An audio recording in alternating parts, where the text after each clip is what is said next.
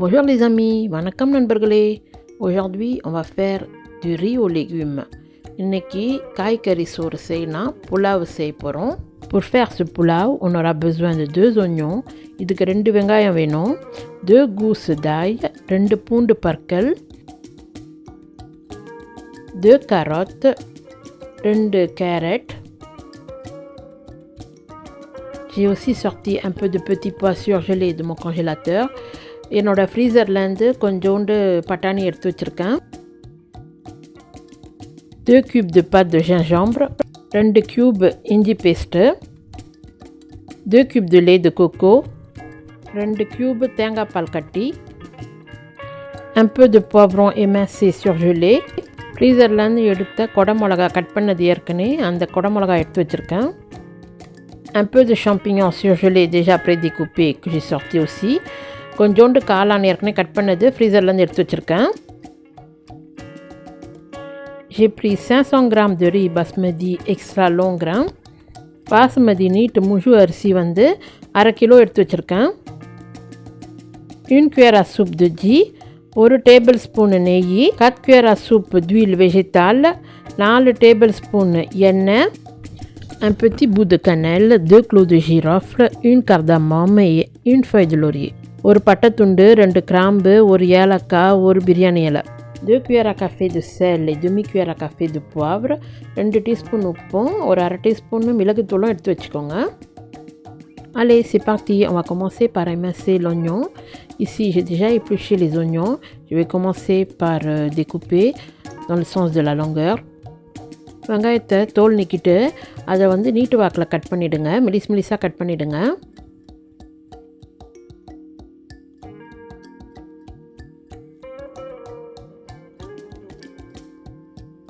Il faut aussi couper les 2 gousses d'ail. அந்த 2 பூண்டு பற்களையும் குட்டி குட்டியாக கட் பண்ணி வச்சுருங்க.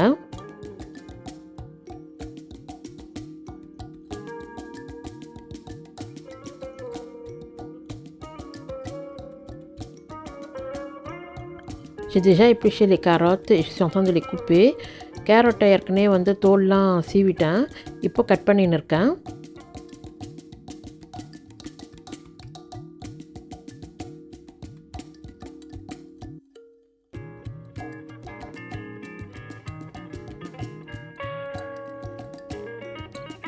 J'allume le feu et je viens déposer la cocotte dessus. அடுப்பை ஆன் பண்ணிவிட்டு அதுக்கு மேலே குக்கரை தூக்கி வைக்கிறேன்.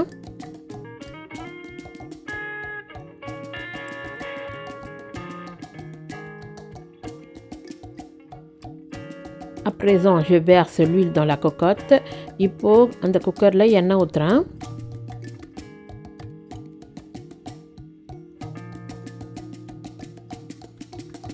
Je rajoute ici le ghee. இப்போ நெய்யை போட்டுடுறேன். Le ghee, c'est du beurre clarifié. On peut le trouver dans les épiceries indiennes. Le ghee supporte une très haute température, du coup il ne noircit pas comme le beurre. Bien que j'ai une fille totalement végétarienne chez moi, avec mes autres enfants, les légumes ne passent pas trop. Ils aiment bien la viande, tout ce qui est non végétarien. Du coup j'ai fait cette recette et j'ai remarqué que ça passait beaucoup mieux. Ils ont tout mangé. Si vous avez des enfants qui n'aiment pas les légumes ou des personnes qui n'aiment pas les légumes, essayez donc cette recette, vous verrez, ils vont beaucoup aimer. Je mets cannelle et compagnie dans l'huile et ghee. பட்டை, கிராம்பு, பூ, ஏலக்காவையும் இந்த நெய்லையும் போட்டுடுறேன். Lorsque vous mettez la cannelle dans l'huile, ça risque d'éclater, donc faites attention quand même. பட்டையை எண்ணெயில் போடும் போது வெடிக்கும், கொஞ்சம் ஜாக்கிரதையாக செய்யுங்க. Maintenant, je mets l'oignon coupé et l'ail. இப்போ கட் பண்ணி வச்ச வெங்காயத்தையும் பூண்டையும் அந்த எண்ணெய் மேலே போட்டுடுறேன். Je remue l'ensemble, கொஞ்சம் கிளறி விட்டுன்னு இருக்கேன். À mi-cuisson, je rajoute les cubes de gingembre. இப்போ பாதி செவந்தோன்னே அந்த இஞ்சி பேஸ்ட் வச்சுருந்தோம்ல, ஃப்ரீசர்லேருந்து எடுத்து வச்சுருந்தேன்னா அந்த க்யூப் மாதிரி இருந்தது, அதை அதில் போட்டு நல்லா கிளறேன். En fait, si vous êtes nouveau et que vous n'avez pas vu mes anciennes vidéos, vous ne devez pas savoir, vous ne pouvez pas savoir c'est quoi les cubes de gingembre ni les cubes de coco que je montre dans cette recette. En fait, j'ai acheté du gingembre et je l'ai broyé et j'ai mis dans des bacs à glaçons, j'ai fait des cubes et je l'ai congelé. Du coup, quand j'ai besoin, je prends 1 ou 2 cubes et j'utilise à ma guise.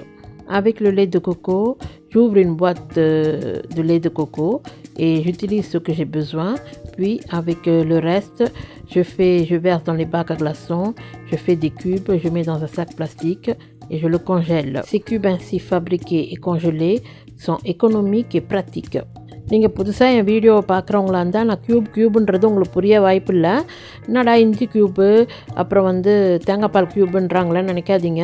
இங்கெல்லாம் பக்கத்துலேயே கடை இருக்காது, நம்ம அப்பப்போ வாங்கிட்டு வர முடியாது. இஞ்சி வாங்கினீங்கன்னா அதிகப்படியாக வாங்கிட்டு நான் அதை தோலெல்லாம் சீவிட்டு அது நல்லா மிக்சியில் போட்டு நல்லா அரைச்சிட்டு அப்புறம் அந்த ஐஸ் கட்டி வைக்கிறோம்ல அதில் ஊற்றி வச்சுடுவேன். ஊற்றி ஃப்ரீசரில் வச்சுட்டிங்கன்னா அது ஐஸ் க்யூப் மாதிரி இது இஞ்சி க்யூப் கொடுத்துரும். அதேமாதிரி தான் தேங்காய் பால் டின்னாக இங்கே கிடைக்கும். அந்த டின்னை வாங்கிட்டு பாதி டின்னு யூஸ் பண்ணுறோன்னா மீதி அப்படியே எடுத்து ஃப்ரிட்ஜில் வச்சு நம்ம அடுத்த ரெசிபி செய்கிற வரைக்கும் அது ஃப்ரிட்ஜில் வீணாக போயிடும். அதுக்காக என்ன செய்கிறதுனா அதையும் க்யூபாக ஊற்றி வச்சுடுவேன். ஐஸ் க்யூப் செய்கிற டப்பாலே ஊற்றி வச்சிட்டிங்கன்னா அது என்றைக்கு வேணுமோ அன்றைக்கு ஒன்று எடுத்து நம்ம யூஸ் பண்ணிக்கலாம். இந்த மாதிரி தான் நான் எப்போவுமே செய்கிறது. பழைய வீடியோ பார்த்தவங்களுக்குலாம் தெரியும். புதுசாக வந்திருந்தீங்கன்னா உங்களுக்கு தான் இதை நான் சொல்கிறேன். J'ai rincé le riz à plusieurs eaux et je laisse tremper ainsi dans un peu d'eau. அரிசியை பல முறை கழுவிட்டு கொஞ்சம் தண்ணி ஊற்றி அப்படியே ஊற வச்சுருக்கேன். அது ஊறின்னு இருக்கட்டும். அதுக்குள்ளே பக்கத்தில் அந்த அடுப்பில் இருக்கிறத செவக்க வச்சுன்னு இருப்போம்.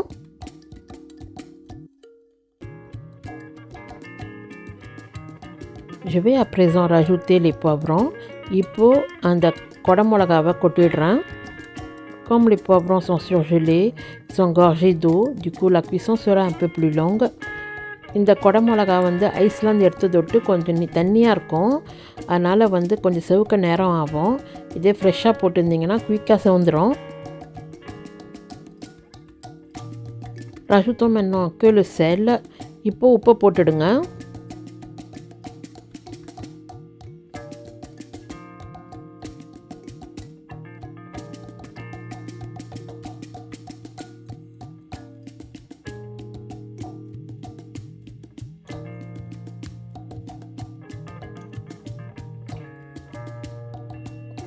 On n'arrête pas de remuer, on remue un peu, puis on va rajouter les champignons. கொஞ்ச நேரம் கிளறி விட்டுட்டு அந்த காளானையும் அதில் கொட்டிடுங்க.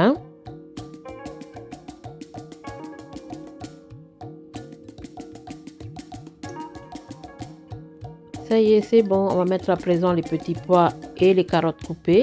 இப்போது பச்சை பட்டாணியும் கட் பண்ணி வச்சுருக்க கேரட்டையும் அதில் போட்டுடுங்க. On remélange l'ensemble. இப்போது எல்லாத்தையும் நல்லா கலந்து விடுங்க.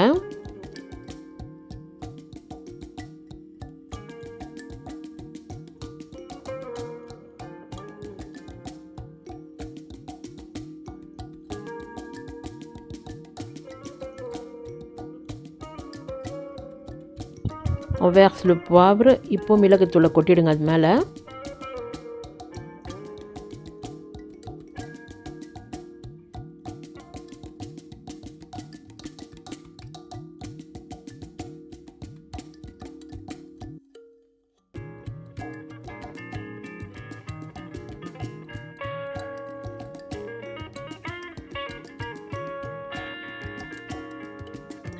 Ici, comme unité de mesure, j'ai pris un verre à whisky. இங்கே அளந்து ஊற்றுறதுக்கு ஒரு விஸ்கி கிளாஸ் எடுத்து வச்சுருக்கிறேன். இப்போது ஒரு விஸ்கி கிளாஸ் அளவுக்கு தண்ணி ஊற்றிட்டேன். J'ai récupéré l'eau du riz et j'ai versé un verre à whisky pour la cuisson des légumes. En fait, 500 g de riz équivaut à 2,5 verres à whisky. 1/2 kilo அரிசி நான் அளந்து பார்த்ததில் அந்த விஸ்கி கிளாஸ் இருக்குல்ல அதில் 2.5 விஸ்கி கிளாஸ் வருது. ஏன் இதை நான் சொல்கிறேன்னா தண்ணி கணக்கு வேணும். இப்போ 2.5 விஸ்கி கிளாஸுக்கு நான் 3.5 தண்ணி ஊற்றுவேன் அதே கிளாஸ் அளவில்.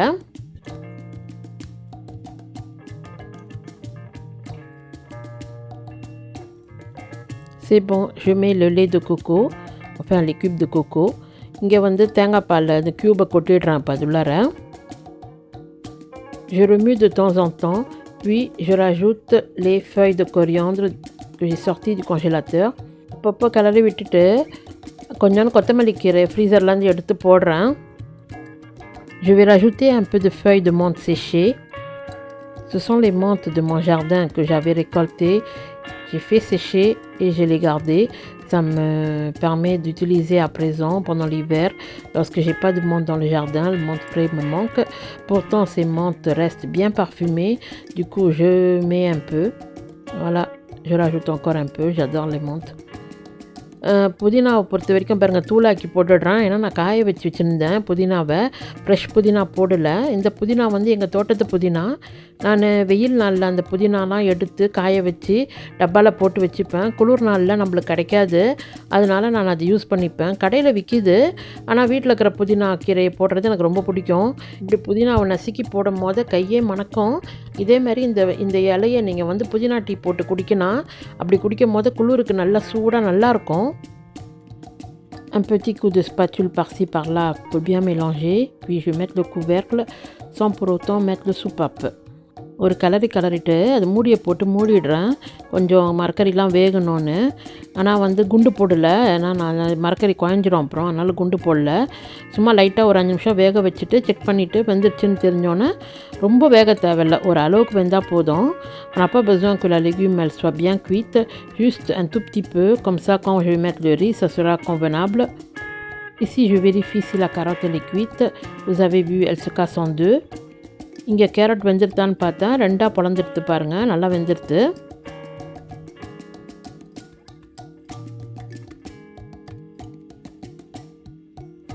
Bon, maintenant il faut verser le riz dedans. J'ai enlevé tout l'eau, j'ai récupéré l'eau, j'ai mis dans une autre bassine. இப்போ தண்ணியெல்லாம் வடிச்சிட்டு வெறும் அரிசியை மட்டும் போடுறேன். அதில் தண்ணியை தனியாக வடித்து வச்சுருக்கேன் பாருங்கள் ஒரு பாத்திரத்தில்.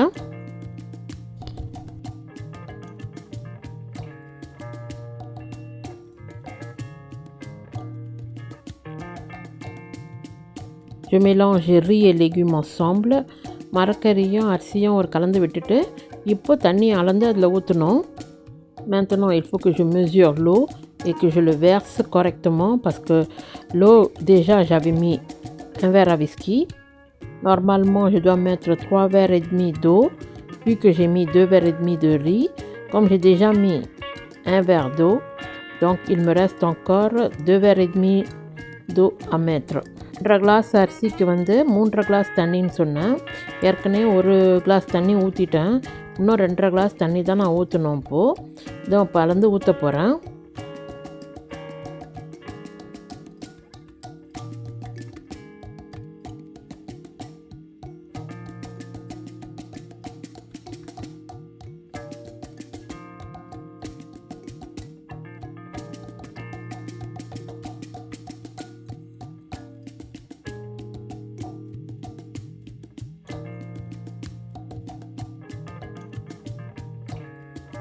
Après avoir mis tout l'eau, je mélange délicatement. கரெக்டான அளவு தண்ணி ஊற்றிட்டு கொஞ்சம் பொறுமையாக கிளறி விடுறேன்.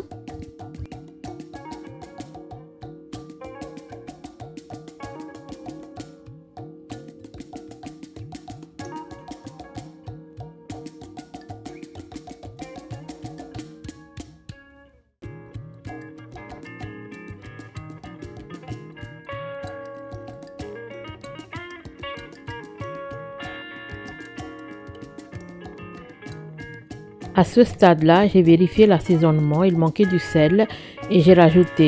En fait, au début, je vous ai dit 2 cuillerées de sel. En fait, ça compte pour la totalité du sel que j'avais mis.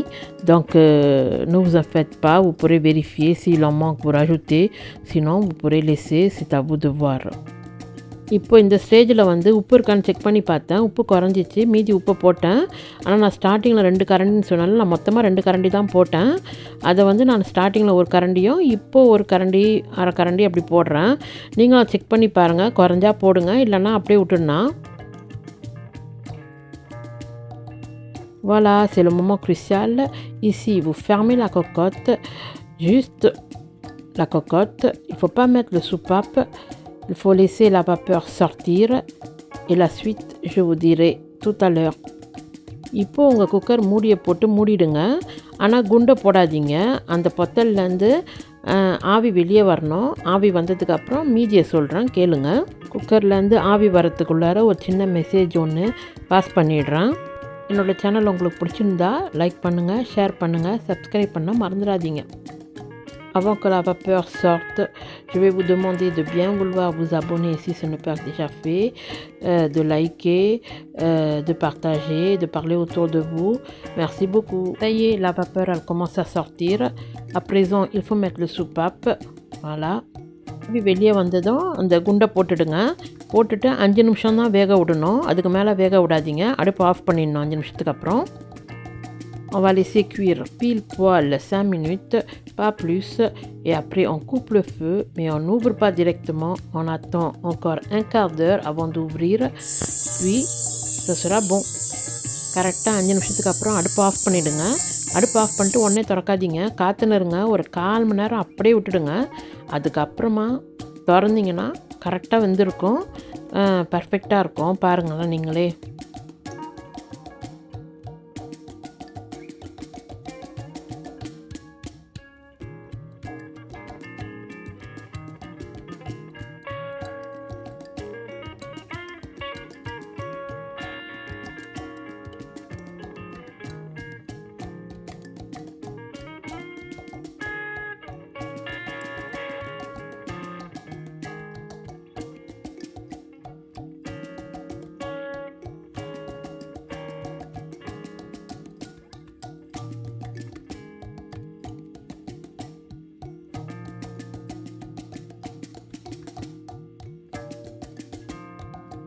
Voilà, le pulao est parfait et bien coloré. On voit de l'orange, du vert, du blanc. C'est trop beau à voir et c'était vraiment très bon aussi à manger. அவ்வளோதான், pulao ready ஆகிடுது. பாருங்கள் எவ்வளோ கலர்ஃபுல்லாக இருக்குன்னு. Orange, பச்சை, வெள்ளைன்னு அவ்வளோ அழகாக இருக்குது பார்க்குறதுக்கு. சிகப்பு ரொம்ப அழகாக இருந்தது. அது இல்லாமல் நல்லா டேஸ்ட்டாகவும் இருந்தது. கடன் காலி ஆகி போச்சு. உங்கள் வீட்லேயும் ட்ரை பண்ணி பாருங்கள். நான் இதில் காளான்லாம் போட்டேன். இங்கே கிடைக்கிறத விட்டு நான் காளான்லாம் போட்டேன். நம்ம ஊரில் எது கிடைக்குதோ அதை போட்டு நீங்கள் செய்யுங்க. ரொம்ப டேஸ்ட்டாக இருக்கும். பிள்ளைங்களும் விரும்பி சாப்பிடுவாங்க. ஒரே நேரத்தில் நம்ம மரக்கறியும் கொடுத்தா மாதிரி இருக்கும். வெறும் கறின்னு சாப்பிட்டு நிற்கிற பிள்ளைங்களுக்கு இது கொஞ்சம் மாற்றமாக இருக்கும். Merci les amis d'avoir vu cette vidéo jusqu'à la fin. Je vous dis à bientôt pour une prochaine vidéo. இந்த வீடியோவை இவ்வளோ தூரம் பார்த்ததுக்கு ரொம்ப நன்றி. மீண்டும் சந்திப்போம் நண்பர்களே.